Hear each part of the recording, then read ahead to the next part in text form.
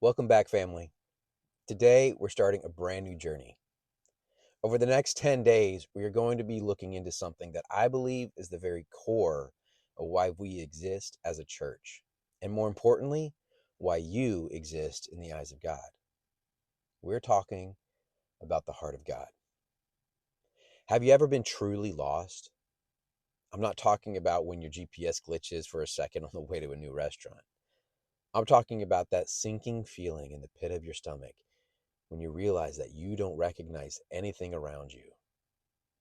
The panic that sets in when you realize you've wandered too far and the sun is starting to go down.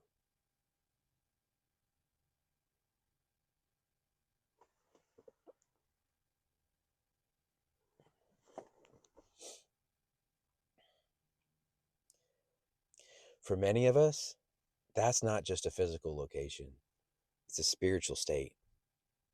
You look at your life, your choices, or maybe just your current season and you realize, I don't know how I got here, and I certainly don't know the way back.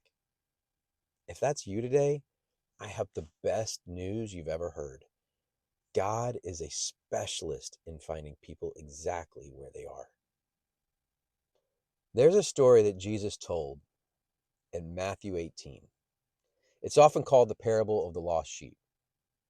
Jesus was talking to a group of people who thought that they were the found ones, the religious leaders who looked down on everyone else. And he tells them about a shepherd who has 100 sheep. Now, mathematically, if you lose one out of 100, you still have a 99% success rate. In any business, in any school, in any organization, 99% is an A plus. It's good enough. But the heart of God doesn't operate on percentages. It operates on persons. The Bible says that the shepherd leaves the 99 in the open country and goes after the lost sheep until he finds it. I want you to sit with that for a second. He doesn't wait at the gate for the sheep to find its way home. He doesn't put out a missing flyer and hope for the best. He goes into the wilderness. He goes into the trenches. He goes into the thorns and the dark places where the sheep shouldn't have been in the first place. And why does he do this? Because the value of the sheep isn't determined by its location. It's determined by its owner. You are valuable to God, not because you're good, but because you're his. Now let's talk about how we get lost. Because usually it isn't a sudden explosion. Usually it's a slow drift. Sheep don't usually get lost on purpose. They get lost because they see a patch of green grass over there and then another one over there. They're just following their appetite. They're following their distractions. And suddenly they look up and the shepherd is out of sight. Maybe that's you.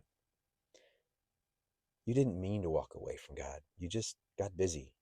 You got distracted by life, by work, by the pursuit of things, and you slowly drifted until you realized that you were alone. Or maybe you were driven away. Maybe life hit you so hard, trauma, disappointment, church hurt, that you ran. You ran until you couldn't run anymore. And now you're hiding in the brush, afraid to come out because you think the shepherd is mad at you. Now I need you to hear me clearly on this. The shepherd isn't coming into the thorns with a belt to beat the sheep for getting lost. He's coming with a staff to rescue it and shoulders to carry it. He isn't mad that you're lost. He is moved with compassion to bring you home. I know this heart of the shepherd isn't just a nice story I read in a book. I know it's true because I haven't just studied this text, I've lived it. I have been one of the sheep in the thorns. Back in 2008, I reached a breaking point. I wasn't just drifting, I was angry. I was so angry at ministry. I was angry at the people of the church. I was angry at my family. I felt so down and so burned out that I decided I was done. I ran away from the calling. I ran away from anything and everything that had to do with ministry. I didn't want the title. I didn't want the responsibility. And honestly, I didn't even want the people. So I kept my faith in God, but I was in total disobedience. I decided that if I could just get enough distance between me and my calling, I'd be fine. So off to California I went. I went as far away as I could from everything and everyone I knew. I thought distance would solve my problems. But let me tell you something. When you step out of God's calling, you step into a vacuum.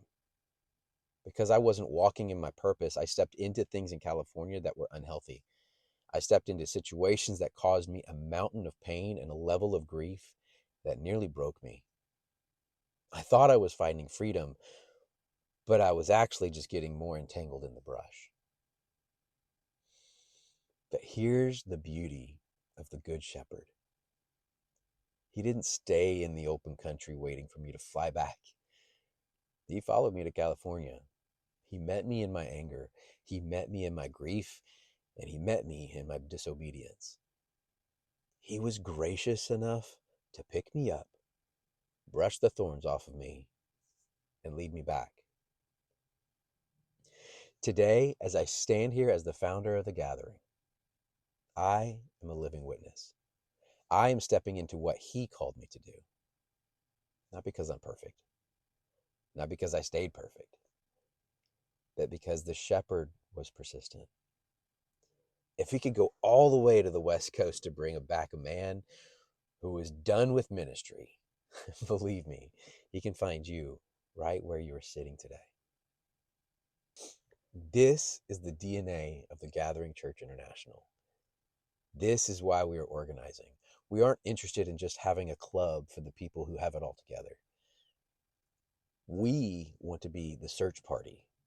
We want to be the hands and the feet of the shepherd who are willing to go into the messy places, the dark places, and the thorns of our city and the nations to find the ones who feel forgotten. When we gather on Friday nights, we aren't just putting on a service. We are creating a safe harbor. We know that some of you are coming in with the smell of the wilderness still on you. You're coming in tired, you're coming confused, and you're coming in wondering if you even belong there. I want to tell you, you do. If you feel like the one that wandered off, Friday nights are for you. We don't care about your past, we care about your Father, and He is calling you to come sit at the table. As we wrap up day one of this series, I want to give you 3 ways to respond. First, if you are that lost sheep, come home. You don't have to fix yourself first. Just turn towards the shepherd's voice. We're gathering this Friday night at 7 p.m.